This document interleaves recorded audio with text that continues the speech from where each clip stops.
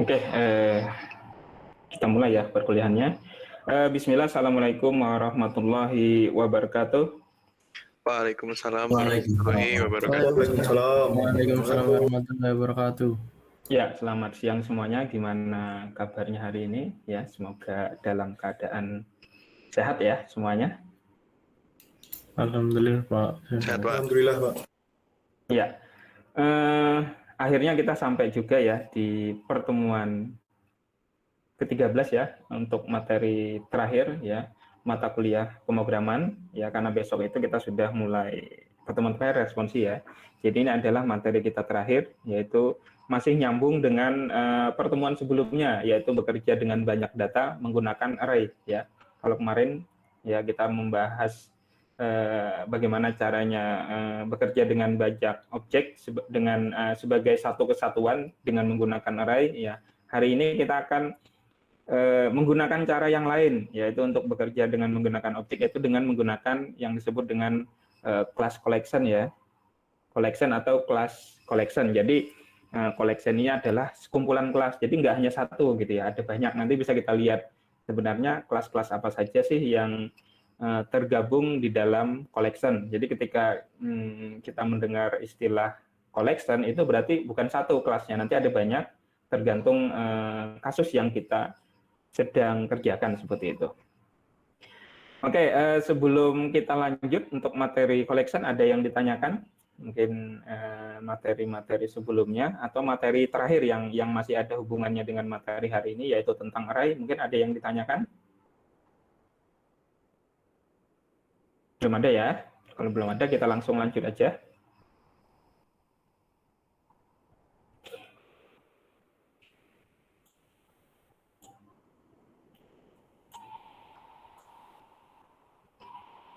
Oke, pertama kita lihat dulu definisi dari class collection ya. Class collection apa sih? Class collection itu adalah sekumpulan kelas yang dibuat dengan tujuan untuk mensupport tipe data array. Kita tahu ya bahwa array itu bisa digunakan untuk menyimpan banyak data. Jadi kita bikin satu buah variabel array, variabelnya cuma satu, tetapi bisa digunakan untuk menyimpan banyak data. Ada yang masih ingat nggak? Sebenarnya kekurangan array itu di mana?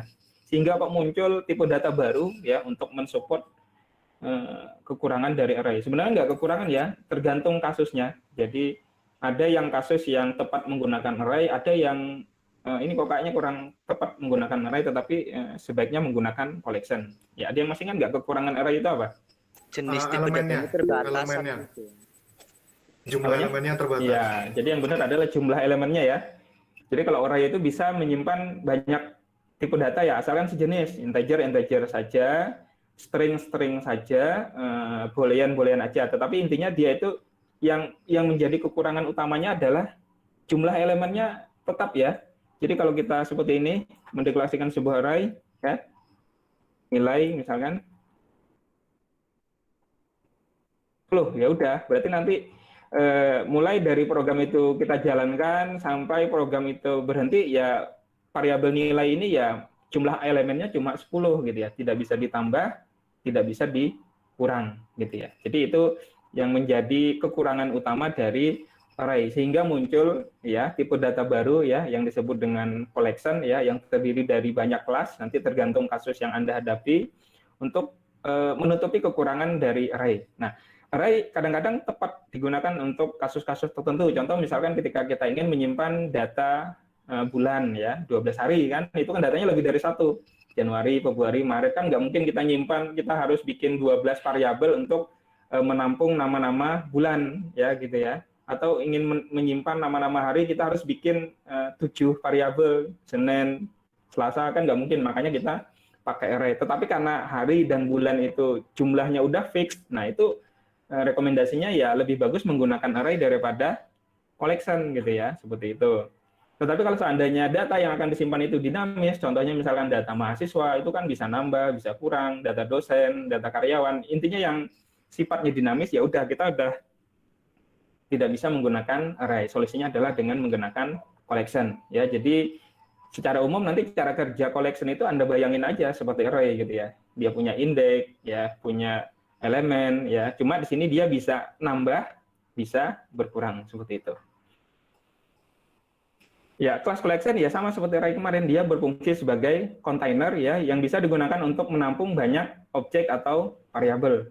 Ya, jadi kalau kemarin kan array sudah kita bahas ya, sudah saya kasih contoh, array itu bisa menampung sekumpulan data yang tipenya primitif seperti integer, long, boolean dan seterusnya, atau bisa juga menampung data yang tipenya datanya adalah reference seperti objek dari sebuah kelas, objek dari sebuah objek yang tipenya sebuah interface itu juga bisa ditampung ke dalam sebuah array. Jadi secara umum collection ya sama seperti array, dia juga bisa menampung semua tipe data yang ada, baik itu tipe-tipe data primitif seperti integer, long dan sebagainya, bisa juga menampung sebuah variabel yang tipenya adalah objek seperti itu ya. Cuma tadi sekali lagi kata kuncinya adalah bahwa collection itu dia dinamis, bisa bertambah, bisa berkurang selama program dijalankan.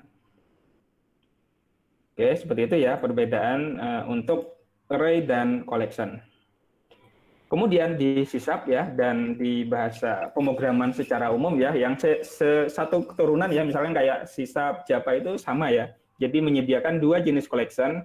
Yang pertama adalah non-generic type, yang kedua adalah generic type, gitu ya. Jadi ini adalah dua jenis class collection yang bisa kita gunakan untuk menyimpan banyak data yang sifatnya dinamis. Cuma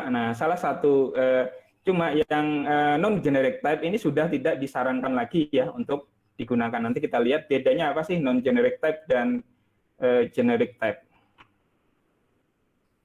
Oke, yang pertama kita bahas dulu yang non-generic type ya. Nah, untuk yang non-generic type, ketika kita ingin mengakses kelas-kelas collection, ya, yang dia itu masuk dalam kategori non-generic type, itu kita harus menambahkan namespace yang namanya system.collection. Jadi seperti ini ya. Jadi kalau kita bikin project baru ya di net itu secara default yang dipakai adalah, nah ini defaultnya itu kalau kita bikin project baru pasti secara default collection yang digunakan namespace yang digunakan adalah collection yang generik, yang ini ya, secara default. Tadi udah saya kasih bocoran bahwa sekarang itu yang direkomendasikan adalah generic type. Yang ini kita cukup mengenal saja, sudah tidak direkomendasikan lagi untuk digunakan. Nah, jadi secara default ketika kita membuat project di Visual Studio Net itu, namespace yang diikut sertakan hanya yang generic type, gitu ya. Nah, ketika kita butuh, mungkin karena kasus tertentu, kita butuh nih kelas-kelas collection yang dia itu masuk dalam kategori non-generic type, berarti kita harus menambahkan secara manual ini system.collection seperti ini ya. Jadi harus ditambahkan system collection ya. Kalau yang generic, yang satunya tadi yang sudah direkomendasikan. Jadi sekarang itu rekomendasinya pakainya yang ini, yang generic. Kalau ini udah enggak gitu. Tapi kita akan tetap bahas kenapa sih tidak direkomendasikan gitu ya. Oke, yang pertama ketika kita ingin menggunakan class collection yang masuk dalam kategori non-generic type, kita harus menambahkan secara manual namespace namanya system.collection ya. Tadi sudah kita tambahkan. Ini ya, kita tambahkan manual. Kemudian, nah baru kita bisa menggunakan class-class collection yang masuk dalam kategori ini. Ada banyak ya, ada array list, ada stack, ada queue, hash table, sortlist dan sebagainya, ada banyak. Nah makanya penggunaan kelas-kelas ini ya tergantung kasusnya. Kalau misalkan kita butuh kelas collection yang cara kerjanya seperti array, kita pakainya array list, gitu ya. Jadi misalkan kita butuh kelas collection yang cara kerjanya sama persis dengan array, berarti kita nanti milihnya array list. Tetapi misalkan kalau kita butuh collection yang cara kerjanya seperti stack itu udah belajar ya? Sudah, Pak. Di struktur data udah belajar ya, stack. Udah. Cara kerjanya apa tuh? Konsepnya stack itu apa? Ilustrasinya biasanya apa? Ilustrasinya gimana itu biasanya? Jadi mau kita masukin datanya itu urut berdasarkan MPM atau ngawur masuknya acak, begitu kita tampilkan datanya dia udah otomatis urut sesuai dengan NIM-nya. Nah, beda dengan hash table. Kalau hash table kita masukin data mau urut mau acak nanti nampil sesuai dengan urutan input gitu ya. Kalau mau order by MPM, ya berarti harus kita urutkan secara manual, gitu ya. Itu bedanya. Jadi tergantung kasusnya ya. Kalau butuhnya class collection yang cara kerjanya mirip array, kita pakainya array list. Kalau butuh yang konsepnya tumpukan, kita pakainya stack. Kalau yang antrian pakainya queue. Kalau kita butuh array yang key-nya itu berupa berupa huruf, berupa string atau tipe data lain, kita pakainya hash table. Kalau kita butuh data yang langsung tersorter, tetapi mirip dengan hash table, kita pakainya sortlist, gitu ya. Jadi ini juga ada key-nya, tetapi nanti ketika kita nampilin datanya, otomatis nampil sesuai dengan langsung diurutkan dari kelasnya seperti itu. Oke, sampai di sini ada pertanyaan untuk kelas collection yang non generic type. Oke, nggak ada ya.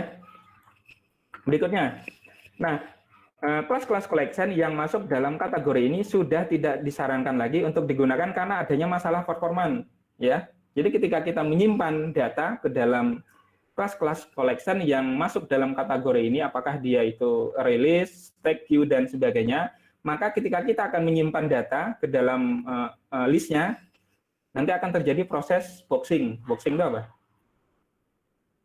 Bungkus ya, misalkan Anda bakul HP ya, penjual HP, ada yang pesen kan nggak mungkin kita ngirim HP-nya langsung ya, pasti kita bungkus dulu ya, yang bagus, baru dikirimkan gitu. Nah ini, jadi dengan menggunakan tipe data ini, nah setiap data yang akan kita simpan harus dibungkus dulu ya ke dalam menjadi sebuah objek. Kemudian ketika akan dibaca nanti terjadi proses unboxing. Itu yang dimaksud dengan proses ada pengaruh di performa karena butuh waktu untuk membungkus datanya. Nanti kita lihat contohnya ya. Nanti apa sih bedanya boxing dan unboxing? Nah, saya mengilustrasikan seperti ini ya. Jadi kelas collection yang masuk dalam kategori ini saya ilustrasikan seperti ini. Kan tadi kelas collection itu berfungsi sebagai kontainer ya. Anggap aja kapal ini adalah kontainer. Dia itu bisa menampung banyak data. Jadi nggak generik. Data yang ditampung itu bisa banyak, ya, bisa integer, bisa long, bisa string, boolean dan sebagainya. Kenapa? Karena kelas-kelas collection ya yang masuk dalam kategori ini menyimpan datanya dalam bentuk objek. Oke, jadi begini ceritanya ya. Jadi tipe data di dalam net ataupun bahasa pemrograman lain itu yang paling atas adalah tipe datanya adalah berupa objek. Tipe objek. Nah, dari tipe data objek ini diturunkan lagi ada yang namanya tipe data value ya.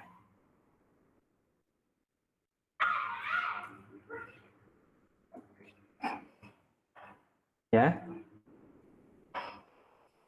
Kemudian yang kedua apa? Selain value. Reference. Iya, reference ya. Nah, secara umum gini. Nah, jadi Bapak moyangnya tipe data itu adalah tipenya objek. Gitu ya. Jadi objek itu dia punya menurunkan tipe data value ya, ada tipe data primitif ya, ada integer, long, boolean itu masuknya sini semua. Integer, long, boolean, apa lagi? Float, double itu masuknya sini, tipe datanya primitif. Tipe data reference berarti ada kelas, ada interface dan sebagainya. Nah, class collection yang masuk dalam non kategori yang mana tadi? Non generic type itu dia menyimpan datanya ya. Tipe datanya adalah objek. Sehingga apa? Sehingga semua data itu bisa masuk gitu ya. Contohnya gini. Saya buat tipe data biasa dulu ya. Yang menggunakan tipe data objek. Kalau saya punya ENT nilai sama dengan 10 bisa apa enggak? Bisa aja. Bisa ya. Oke. Nilai kalau saya isi 10 bisa apa enggak? Nggak bisa. Nggak bisa karena nilai di awal kita sudah pesen dia itu adalah integer. Nah, kalau kita menggunakan tipe data objek, apa yang terjadi? Nggak masalah. Nggak masalah ya. Nilai sama dengan true. Nilai sama dengan 40,25,f, berarti float. Nilai sama dengan 100,25D, berarti double. Coba lihat, dengan menggunakan tipe data objek, kelihatannya fleksibel ya. Kelihatannya fleksibel, kita bisa menampung semua data, integer, string, boolean, float, double, atau misalkan saya punya kelas mahasiswa, ya, kita buat mahasiswa nilai sama dengan MAS, tetap masuk gitu ya. Ya, jadi dengan menggunakan tipe data objek, kita bisa menampung semua data yang ada. Nah, kelihatannya fleksibel, tetapi risikonya apa? Kita nanti rentan error, nanti kita bisa-bisa aja mengalihkan 10 yang tipenya integer dengan 10 yang tipenya string, iya nggak? Ya karena semua data masuk di situ gitu. Jadi nggak ada validasi. Ini datanya sebenarnya apa sih gitu. Nah, seperti itu. Nah, itu yang dimaksud dengan tipe data objek. Nah, sekarang kita ambil contoh yang tadi ya, array list yang cara kerjanya mirip dengan array. Ingat, array list itu menyimpan datanya dalam bentuk objek ya. Saya buat dulu array list. List aja ya nama objeknya ya, sama dengan new array list. Nah, berarti ketika seperti ini, berarti kita memesan tempat di memori ya, yang masih kosongan. Kemudian untuk menambahkan data, misalkan kita tinggal panggil, sudah ada metodenya namanya add ya. Nah, ini sih kita lihat, tipenya adalah objek. Tipenya adalah objek. Contoh misalkan kayak gini ya, kita punya variabel ent x sama dengan 10, ya, list titik add sama dengan x gitu ya. Oke, sekarang saya buatkan ilustrasinya. Berarti tadi kita punya tipe data x ya. Tipe data x ini anggap aja saya pakai simbol segitiga. Kemudian kita punya list. Karena list ini dinamis kan anggap aja belum ada. Terus karena ada perintah add sama dengan ini, berarti otomatis di sistem akan menambahkan kotak baru seperti ini, yang masih kosongan, kemudian diisi dengan X. Ingat, X ini tipenya integer, sedangkan ketika akan menambahkan ke dalam array list, tipenya harus berupa apa? Harus berupa apa? Harus berupa apa? Tipe yang dibutuhkan untuk menampung ke dalam list itu harus berupa apa? Berupa tipe yang ditaruh di anunya. Iya, harus berupa objek. Kita lihat parameternya. Add ini dia membutuhkan data berupa objek. Sekarang X ini tipe datanya apa? Integer. Integer. Sedangkan add butuhnya objek. Berarti yang harus dilakukan apa? Yang harus kita lakukan adalah ya konversi. Terjadi konversi dari tipe data integer ke objek. Nah, itu yang disebut dengan proses boxing. Jadi tipe data aslinya dirubah dulu menjadi objek. Jadi kalau saya buatkan ilustrasinya, ini dirubah jadi objek dulu. Contohnya kayak gini. Baru bisa masuk ke array list-nya. Gitu ya. Padahal ini kan integer. Karena di sini butuhnya objek, ini harus dirubah dulu menjadi objek, setelah itu dimasukkan. Oke ya, gitu ya. Kemudian kita punya data yang kedua, misalkan string nama sama dengan Paijo. Paijo ini string. Ya, kemudian kita mau masukkan lagi ke dalam list. Nggak masalah. Nama. Nah, ini kan ngeri sekali ya, satu buah objek, tipe datanya nyampur gitu ya. Berarti ilustrasinya kita punya sekarang tipe data, berarti di sini nambah lagi, karena dia dinamis ya, array list. Beda dengan array ya, kalau array kan ketika kita bikin ilustrasinya, kotak-kotaknya udah ditentukan. Misalkan elemennya 10 kan, berarti kita buat elemennya 10 gitu ya. Sekarang kita punya tipe data string, string itu misalkan persegi lah ya, tipe datanya string persegi. Mau dimasukkan dalam list sama, harus di boxing dulu, harus dirubah menjadi objek, baru dia bisa masuk ke dalam array list. Nah, di sini terjadi proses casting secara implisit. Kita nggak tahu ini castingnya di mana, itu di balik layar. Jadi intinya, X ini yang awalnya integer, dirubah dulu menjadi objek, baru dia bisa masuk ke dalam list. Nama yang awalnya tipe datanya adalah string, sebelum dimasukkan ke dalam list, dia harus dirubah dulu tipe datanya menjadi objek, baru bisa masuk ke dalam list, gitu ya. Nah, sekarang kita lihat, sekarang list ini sudah punya dua data, yang satu tipenya adalah integer, yang satu tipenya adalah string. Tetapi ini kenapa bisa masuk? Karena dia udah di boxing dulu, udah dirubah tipe datanya dari integer menjadi objek, dari string menjadi objek, baru bisa dimasukkan ke dalam sebuah list. Oke, ini yang dimaksud dengan proses boxing. Nah, karena sedikit banyaknya proses boxing ini kan akan memakai resource memori yang ada ya. Ini kan contohnya baru 2 data. Kalau datanya ada ribuan, setiap mau nambahin data harus dirubah dulu tipe datanya dari integer ke objek, dari string ke objek, dari boolean ke objek. Nah, ini kan tentu sedikit banyaknya akan mempengaruhi performan program. Itu kalau nambah. Kalau ngeluarin gimana? Sama. Kalau ngeluarin terjadi proses unboxing. Sekarang kita mau ngeluarin ini, berarti kan ini kan yang tersimpan di sini objek, ya. Di sini 10-nya tersimpan tetapi dalam format objek. Ini harus dikonversi lagi biar menjadi integer lagi, gitu ya. Ini juga mau dikeluarin. Dia string tetapi di sini di dalam listnya dia sudah berubah menjadi objek. Ketika akan dikeluarkan harus dirubah lagi ke tipe aslinya, yaitu menjadi string, gitu ya. Itu yang dimaksud dengan ketika masukin terjadi proses boxing, yaitu merubah tipe aslinya ke menjadi objek. Kemudian ketika kita membaca datanya, terjadi proses unboxing dari objek, dikonversi lagi ke tipe aslinya. Apakah itu integer, string, dan sebagainya. Oke, sekarang kita lihat. Sekarang berarti list ini sudah punya 2 data ya.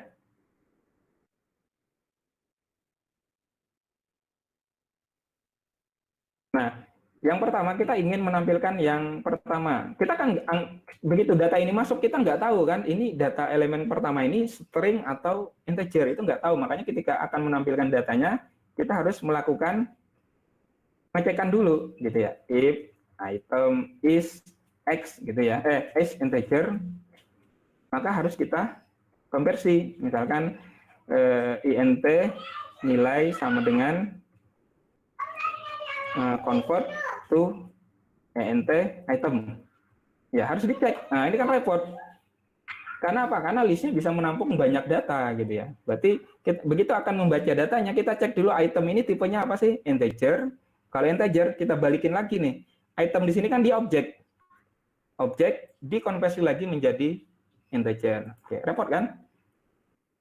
Else if item is string, ya udah kita ini lagi. Nah, gitu ya. String nama sama dengan convert to string ya. Item. Nah, ini repot. Ini yang dimaksud dengan proses nama sudah ada ya. String B aja lah. Nah, gitu. Nah, repot ya. Begitu mau ngeluarin datanya harus ada proses unboxing, kita cek. Ini datanya tipe datanya apa sih? Biar nanti kita bisa tahu cara mengkonversinya gitu ya.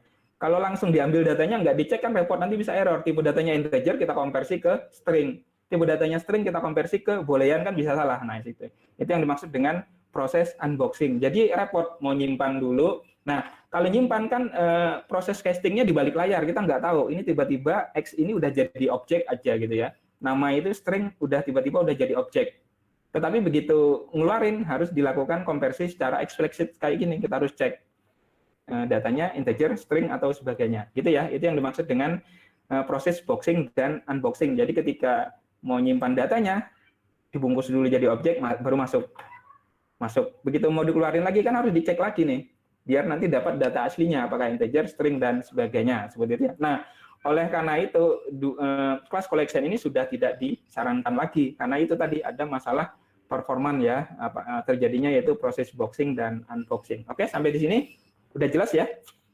Yang dimaksud dengan class collection yang tipenya adalah non generic type. Ya, jadi intinya kelas ini bisa menampung satu objek bisa menampung banyak data. Karena apa? Karena dia itu tipenya adalah objek. Tipe objek itu adalah bapak moyangnya tipe data gitu ya. Dari objek itu kita turunkan lagi beberapa tipe data, ada value dan reference.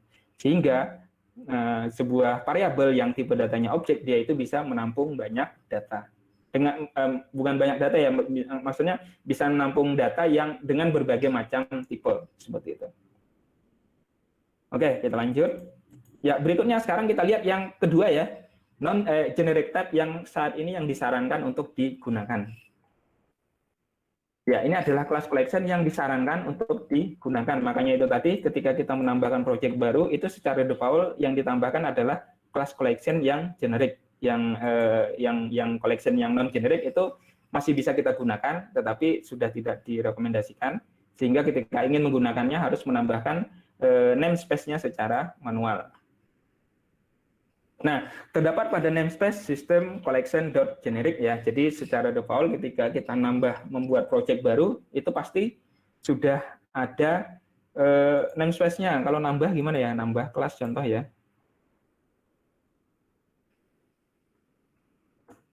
Nah, secara default juga sudah ada ya, langsung masuk gitu ya. Nah, ini. Oke. Jadi ketika kita menambah kelas baru itu secara default yang dimasukkan adalah kelas collection yang generik. Nah, kelas collection ini, ini beda ya. Kalau yang sebelumnya,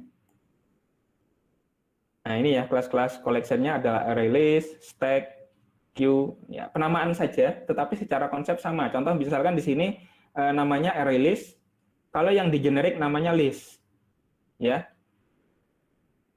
Kemudian stack masih ada, queue masih ada, dictionary itu yang ini, ya. Di sini namanya hash table. Nah, kalau di kelas yang generik itu namanya dictionary, ya. Ini ada shortlist dan sebagainya. Jadi intinya sama. Nah, sekarang kita yang butuhnya adalah hanya yang cara kerjanya seperti array. Tadi saya contohkan adalah array list. Maka di sini nanti kita pakai adalah list. Jadi list ini cara kerjanya sama seperti array. Oke. Nah, yang membedakan generik dan non generik itu ini ada parameternya. Kira-kira apa ini parameternya? Kalau yang array list nggak ada ya, nggak ada T itu apa. Nah, kalau yang generik itu ada parameternya. Nah, parameter ini nanti kita isi dengan tipe data yang akan disimpan. Nah, ini disebut dengan istilahnya adalah parameter untuk generic type. Nanti saya lihatkan contohnya ya. Kemudian lebih disarankan untuk digunakan karena type swap itu artinya kita itu nggak perlu khawatir lagi nyimpan data itu pasti data yang akan disimpan itu benar gitu. Kalau salah ya nanti pasti error gitu ya. Itu yang dimaksud type swap. Jadi kita nggak mungkin menyimpan variabel tipenya string, kemudian kita masukkan integer itu nggak mungkin, pasti langsung error. Nah ini ilustrasinya seperti ini. Jadi ilustrasinya di sini saya menggunakan kapal yang berfungsi sebagai kontainer. Data yang masuk itu sejenis. Integer semua, string semua, boolean semua. Jadi nggak nyampur kayak yang non generic type, gitu ya. Nanti kita lihat contohnya. Oke. Ini kan dari banyak kelas ini kan nggak mungkin ya kita pelajari semua. Di sini kita hanya mencoba kelas generic type yang fungsinya sama seperti array, yaitu list. Kalau di sini namanya list, kalau yang sebelumnya namanya adalah array list gitu ya. Di sini kita akan mencoba yang hanya membahas yang list saja. Merupakan kelas collection yang terdapat di dalam sistem namespace ya. Ukuran atau kapasitas dinamis. Oke, seperti yang saya bilang tadi kalau array itu statis sedangkan list atau array list yaitu dinamis. Type shape ya, karena tipe datanya jelas yang tidak perlu ketika nyimpan itu nggak perlu lagi terjadi proses boxing dan unboxing gitu ya. Satu dimensi berarti mirip dengan array satu dimensi. Kita lihat contohnya ya.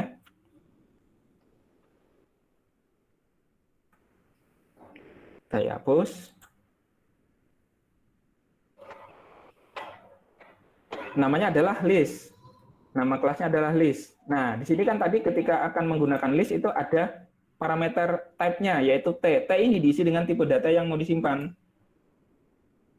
Apa misalkan int gitu ya, list sama dengan new list integer. Nah gitu ya. Nah jadi generic type itu yang simbolnya T ini diisi dengan tipe data yang akan disimpan, apakah integer, string, atau sebuah kelas mahasiswa, dosen dan sebagainya.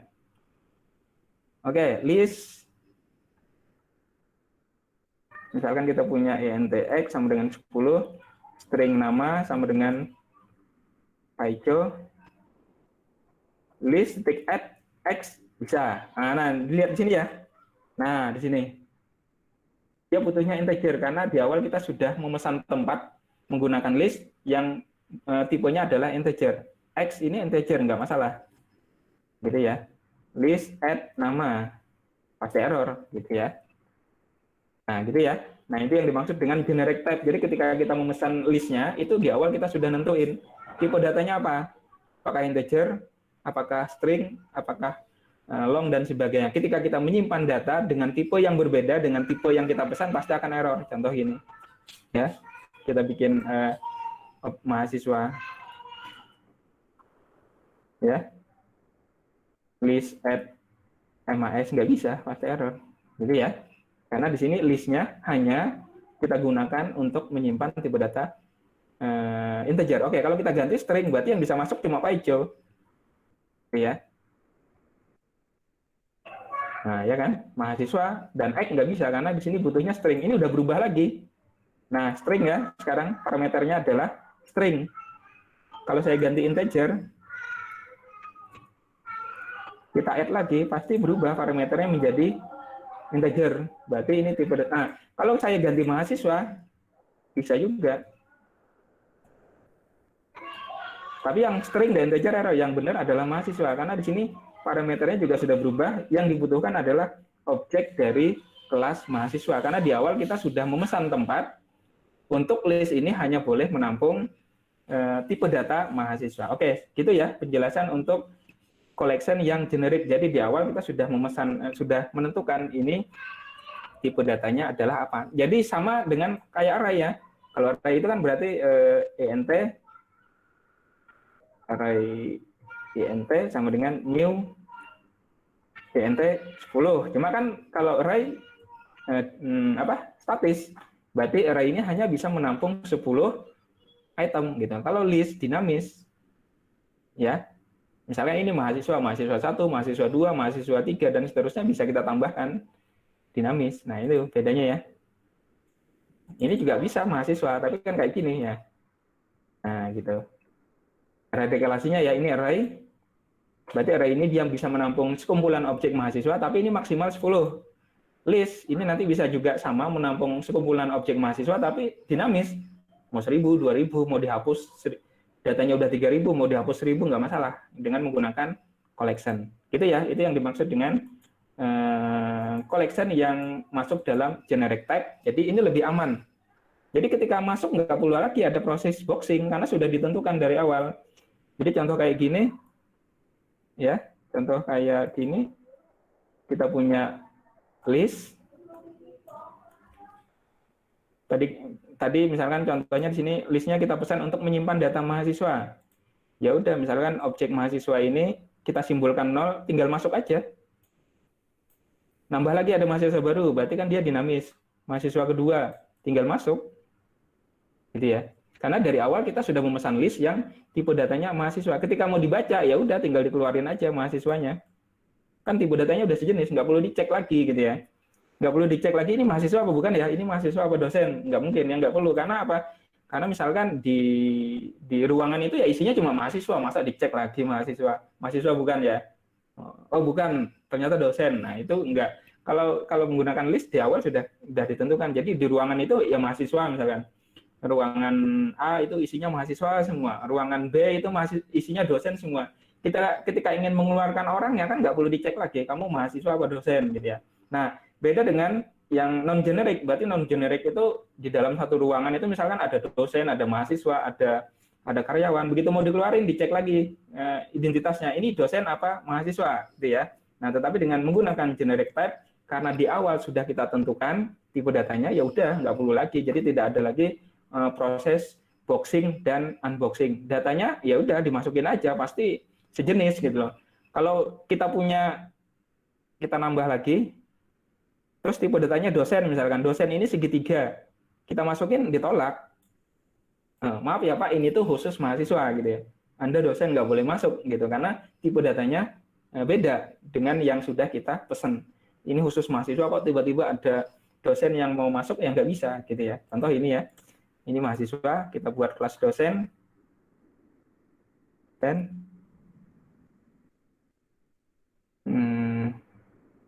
dosen sama dengan new dosen ya. List add dosen, ya pasti ditolak ya. Nah gitu ya, ditolak. Ya di sini itu yang boleh masuk hanya data objek dari kelas mahasiswa. Itu ya, seperti itu. Oke, sampai di sini ada yang ditanyakan?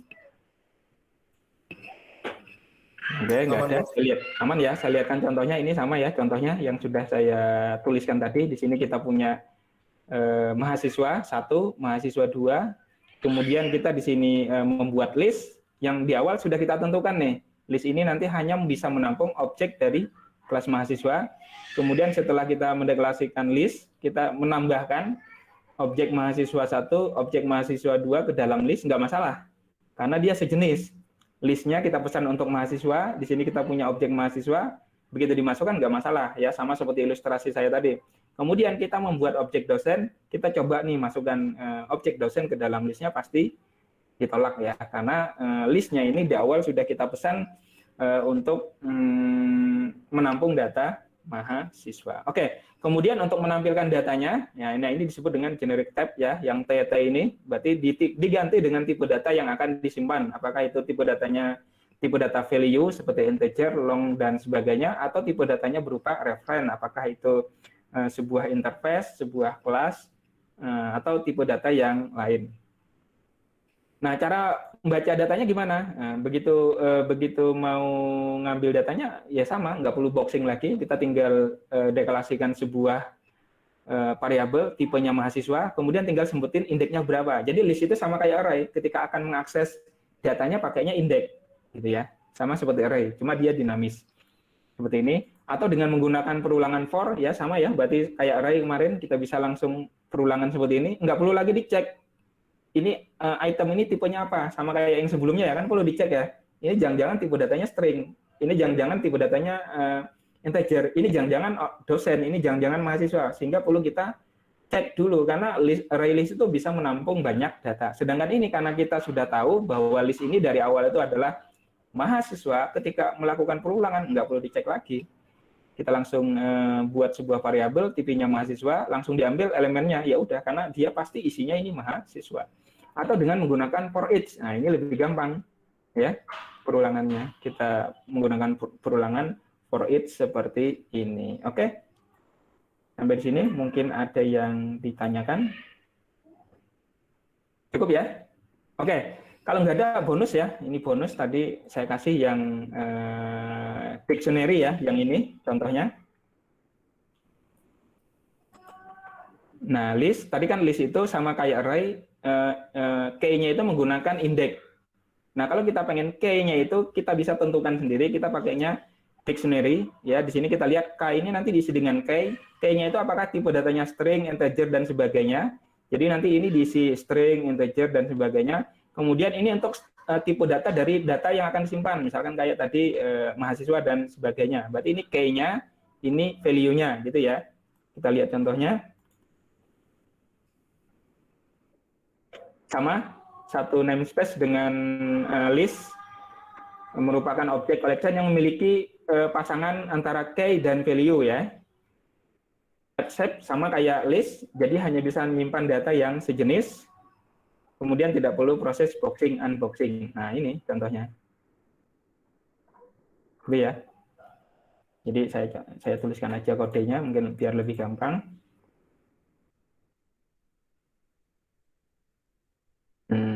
Dictionary ya. Di sini kita perlu menentukan key-nya apa, string misalkan, tipenya string. Value-nya misalkan mahasiswa. Oke. Saya pakai variabel yang sama, list new dictionary. Nah, seperti ini. Oke. Ini coba saya tambah dulu propertinya ya. String name, string nama, gitu ya. Nah, di sini saya biasa misalkan buat objek MAS1 ya. New mahasiswa MAS1 titik saya isi name aja ya biar simple 1 2 3 4 5. Saya copy MAS2 7. Oke, nah bedanya tadi list dengan dictionary. Kalau list tadi kan begitu kita nyimpan datanya nggak perlu nyebutin key-nya, langsung datanya yang mau disimpan apa. Karena list itu sama seperti array, jadi cara ngaksesnya pakai indeks. Nah kalau dictionary kita perlu menentukan key-nya apa, gitu ya. Ini titik add. Nah, parameternya dua. Parameter pertama key, parameter kedua baru nilainya. Misalkan mahasiswa yang pertama kita isi 1, 2, 3, 4, 5 gitu ya. Diisi dengan NIM-nya lah gitu ya. Baru MAS 1. Gitu. 7 MAS 2. Nah, gitu. Nah, ketika mau mengakses nanti kita pakai key-nya gitu ya. Jadi ketika akan mengakses kita pakai key-nya. Sama ya, ini key, ini value. Di sini misalkan MHS1 key-nya adalah A, MHS2 adalah key-nya B. Kalau tadi saya pakai key-nya langsung NIM-nya. Cara aksesnya sama, pakai key-nya.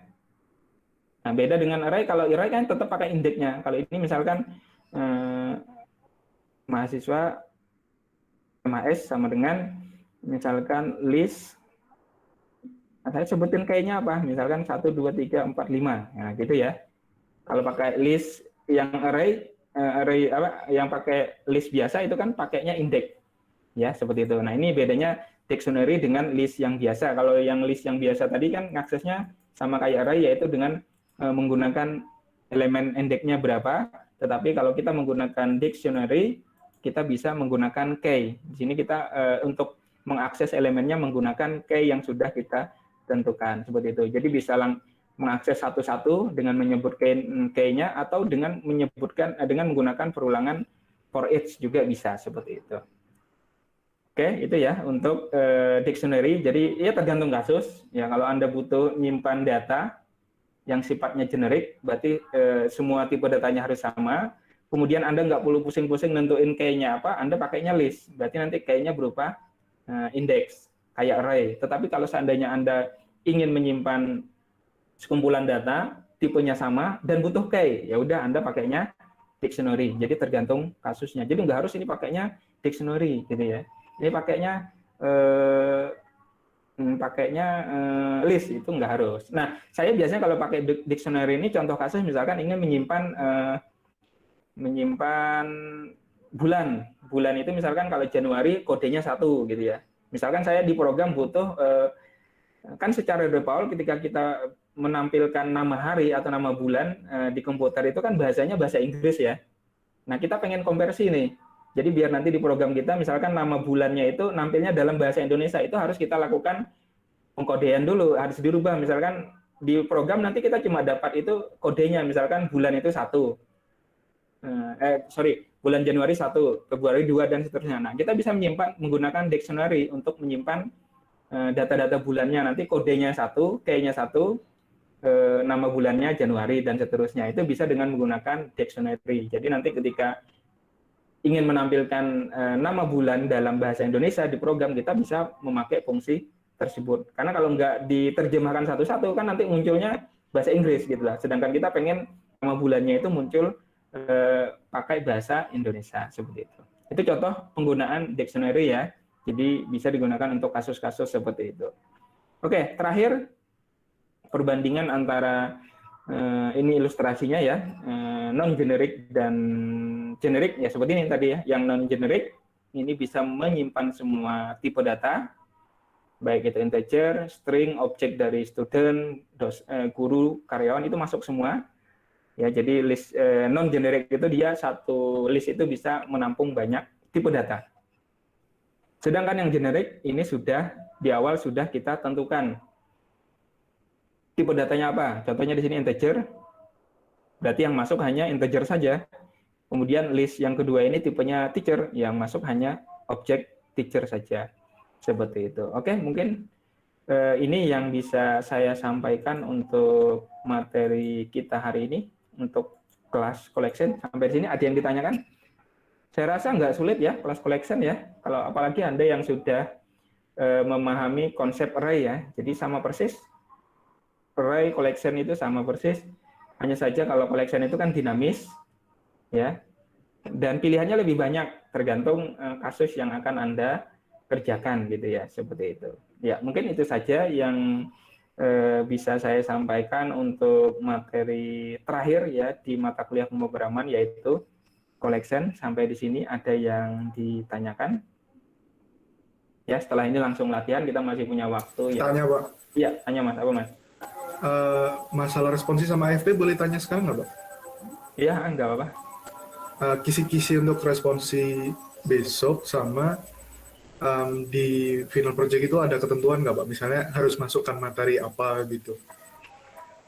Untuk apa? Untuk responsi nanti saya sudah buatkan project, jadi sifatnya hanya melengkapi. Oh, nice. Nah, Oke, Pak. ya, jadi nggak bikin dari awal, takutnya nggak selesai. Jadi saya sudah buatkan project, nanti tinggal saya kasih komentar ini yang harus Anda lengkapi. Oh, kayak ada tuduhnya gitu berarti, Pak? Ada tuduhnya, misalkan di kelas ini apa saja sih yang harus Anda isi, gitu, seperti itu. Oke, siap, Pak. Untuk OTS-nya kita bahas pas responsi aja ya. Oh, untuk FP-nya. Oke, Pak. Untuk terakhir ujian akhirnya nanti saya bahas di sini, lupa lagi besok nanya lagi, gitu aja ya. Siap, Pak. Siap. Jadi untuk responsi kayak gitu, project sudah siap, Anda tinggal melengkapi aja. Gitu. Oke, yang lain mungkin ada yang ditanyakan? Jadinya apa yang FP itu, Pak? Jadinya kelompokan apa pribadi, Pak? Oh, sendiri-sendiri, Mas. Oh, FP-nya sendiri-sendiri, Pak? Final project-nya? Oke, siap. Untuk ujian nanti masih belum saya tentukan apakah berupa final project atau enggak, yang jelas ngerjainnya sendiri-sendiri. Oh, siap, Pak. Oke. Pokoknya gampang kok. Siap. Oke, yang lain mungkin ada yang ditanyakan? Oke, Aman, Pak. Sudah. Aman ya. Kalau nggak ada, silahkan dicoba untuk lab-nya ya. Sudah saya share juga. Ya, di sini sama saya tampilkan lagi teori kelas-kelas collection-nya yang non-generic dan generic type ya. Cuma di latihannya itu kita hanya membahas yang list saja. Kemudian sebagai pelengkap ya saya tampilkan juga latihan yang menggunakan array list. Ingat seperti yang saya bilang tadi, array list ini sudah tidak direkomendasikan lagi ya untuk digunakan karena tadi ada masalah performan, yaitu adanya proses boxing dan unboxing. Tetapi mungkin saja suatu saat Anda butuh kasus tertentu yang seperti ini, bisa saja kan Anda bisa menggunakan array list seperti itu ya. Jadi dengan array list kita bisa menampung data dengan menampung data dengan tipe yang berbeda seperti itu. Nah, di sini saya contohkan ya, yang boxing itu seperti ini. Jadi boxingnya itu secara implisit, tetapi unboxing harus explicit. Ya, harus kita jelaskan ini mau dikonversi kemana gitu ya. Kalau nggak dikonversi malah error. Oke, ya itu untuk modul praktikumnya. Silahkan ya, kita masih punya waktu sekitar 20 menit ya. Jadi nanti silahkan dikerjakan.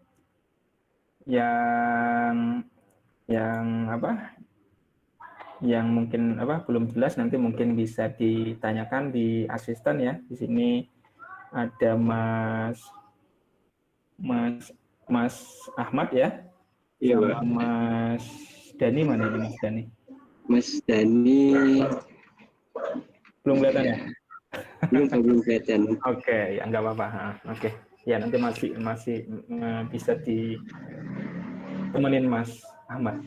Ya, Siap. karena habis ini saya langsung leave Mas dari meeting Mas. Nanti tolong sampai terakhir ya. Nanti kalau ada pertanyaan di grup, pertanyaan nanti ditulis aja di grup ya. Kalau memang butuh penjelasan nanti saya join lagi seperti itu. Oke, mungkin itu saja ya.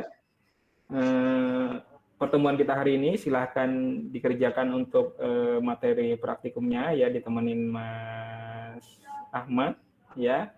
Saya langsung leave ya, nanti kalau misalnya ada pertanyaan atau yang belum presensi nanti bisa langsung dituliskan di grup WA-nya, itu aja. Oke, mungkin itu saja yang bisa saya sampaikan untuk materi kita hari ini. Kemudian diinfokan ke teman-temannya nanti untuk pertemuan terakhir. Berarti besok itu minggu tenang ya. Untuk pertemuan terakhir 14 kita akan isi dengan responsinya ya, jelas materinya ya pasti kelas, objek, mungkin ada perulangan dan sebagainya, tetapi nanti sudah saya siapkan proyeknya, jadi Anda tinggal melengkapi. Jadi misalkan kayak kelasnya mungkin kurang lengkap gitu ya, apa yang harus dilengkapi ya. Kemudian nanti kalau ada perulangan untuk nampilin datanya, ya perulangannya nggak lengkap atau saya salahin, Anda yang harus benar. Oke, mungkin itu saja yang bisa saya sampaikan. Kalau nggak ada pertanyaan, saya leave dulu dari meeting ya. Nanti Anda praktikumnya bisa nanya ke Mas Ahmad atau Mas Raka, kayaknya bisa. Oke, itu saja. Saya tutup dulu. Wassalamualaikum warahmatullahi wabarakatuh. Waalaikumsalam warahmatullahi wabarakatuh. Terima kasih, Pak. Terima kasih, Pak.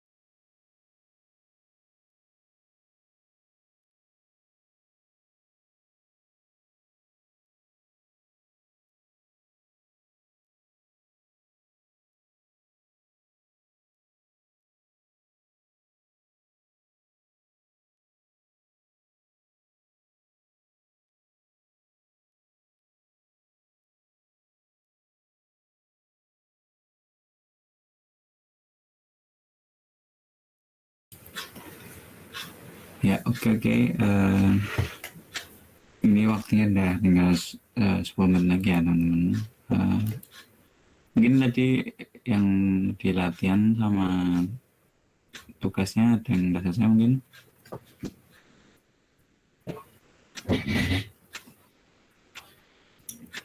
Halo. Halo Mas, gimana Mas? Ada selesai belum latihannya? Sudah Mas, sudah. Oke, wise masyarakat terus. Oke, boleh di sesi Mas? Oke Mas, sebentar Mas. Oke. Jangan lupa ya besok minggu depan ya. Minggu depan pas apa namanya? Minggu tenang ya katanya ada responsi. Jangan lupa teman-teman.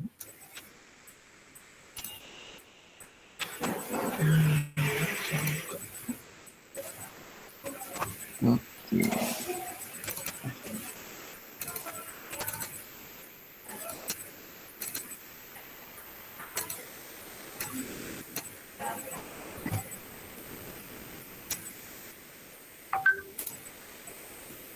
Mau yang mana Mas?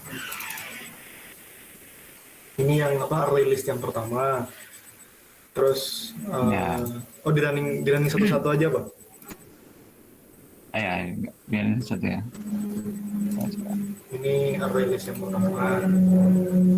Hasilnya sama kayak di latihannya. Ya. Oke. Sama. Terus di yang kedua itu startup. Di latihan yang kedua udah saya bikin for each-nya.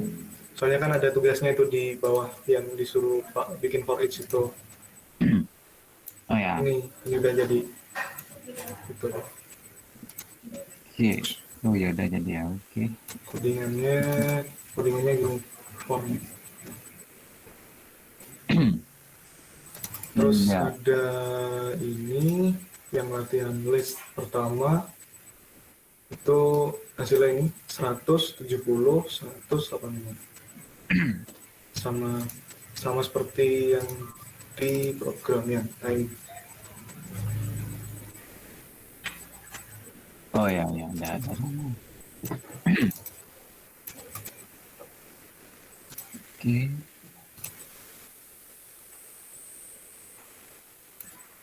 Terus ini buat yang latihan list yang kedua yang ada tugas bikin for each itu. Ya. Udah. Ya mantap sekali ini masyarakatnya ya. Udah.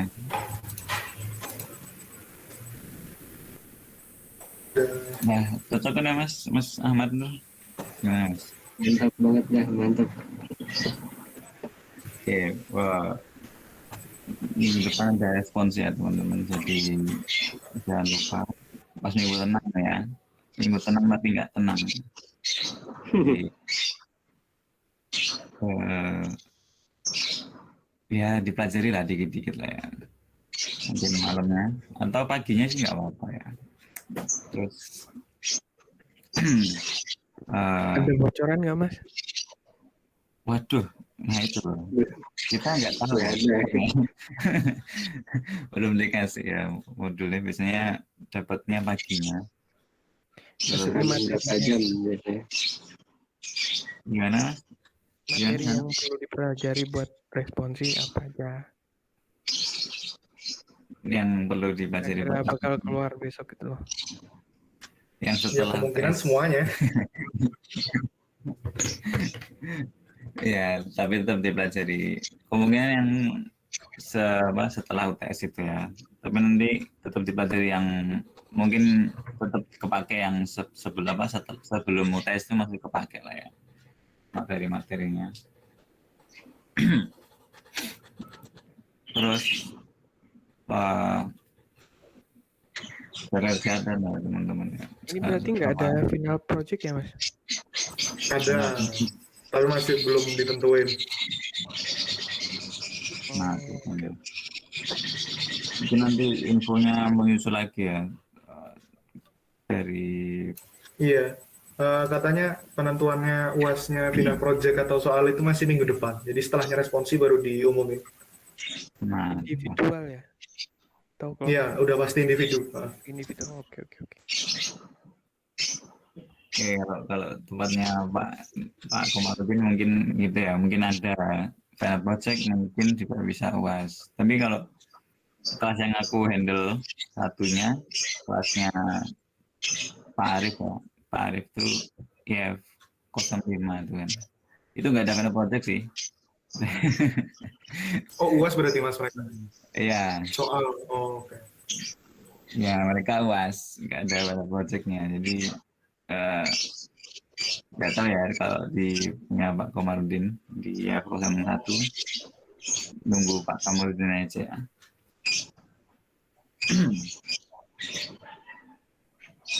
Nah, itu kalau UAS UTS itu kita tulis tangan apa ketik gitu, Mas? Karena kan online ya. Kalau biasanya kalau UAS UTS di kampus kan ditulis tangan. Kalau tahunku dulu ya, aku dulu tuh karena kita ada final project ya, iya Mas ya, Mas Ahmad Nur ya. Yang mana? Yang pemrograman ini? Kan kita ini lah ada Kita ada final project. Kita terus bikin video sih ya. Jadi kita kalau Iya. UASnya nggak tahu sih kayak gimana, diketik kah atau bikin program bagaimana, kurang tahu sih ya. Soalnya kalau yang tempat kita kemarin itu ada final project, terus nanti pengumpulannya via video ya, jadi tinggal di-upload. Dipresentasikan gitu ya, Mas? Programnya. Gimana? Dipresentasikan programnya yang dibuat. Benar-benar. Nanti kamu presentasiin gimana sih jalannya programmu yang kamu buat, kayak gitu lah. Tapi ya kita masih belum tahu ya, jadi tetap nunggu dari Pak Komarudinnya. Mulai aja. Dulu masih kelompok. Dulu kelompok ya. Kelompok. Dua orang terus. Di aku sama Leo, kamu sama Raffi apa? Raffi, ya benar. Ya dulu berkelompok ya, tapi cuma dua orang. Yang super komputer itu bukan sih? Yang kayak gitu kan? Ya kayak gitu. Ya yang super komputer gitu.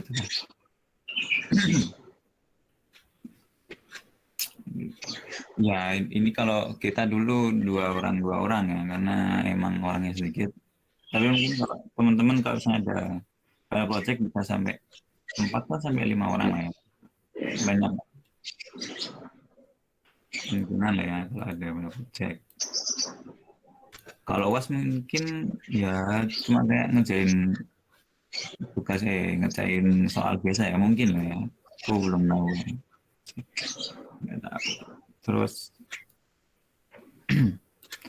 ya ini mungkin kurang tinggal 1 menit lagi.